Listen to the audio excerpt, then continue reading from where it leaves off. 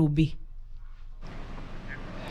Na gavana wa kaunti ya Marsabit Mahmoud Ali ametoa wito wa utulivu kuhusu mzozo wa mpaka kati ya Marsabit na Wajir unaohusu ujenzi wa kituo cha polisi katika eneo la Titu.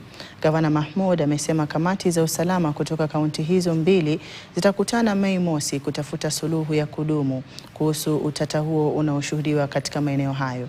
Vilevile alizungumza hayo wakati ambapo kulikuwa na kikao cha baraza la wazee la jamii ya Borana na baraza la jamii ya Baliti ambao walimteua mgombea mmoja wa ugavana wa Marsabit atakayewania kiti hicho katika uchaguzi mkuu wa mwaka 2027, huku viongozi mbalimbali wanaotaka kuwania ugavana wakitarajiwa kuhudhuria kikao hicho.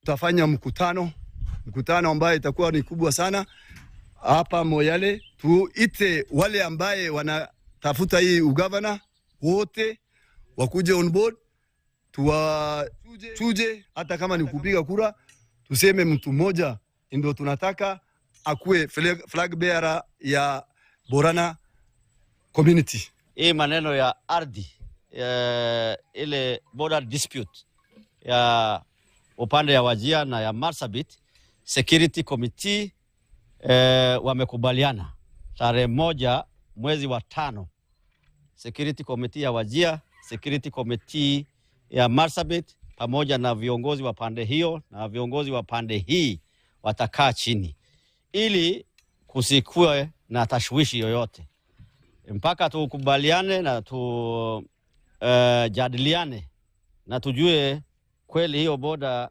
inapita wapi, watu waweke amani, tusikue na maneno yoyote ambayo inaharibu usalama wetu. Na mpango wa IEBC wa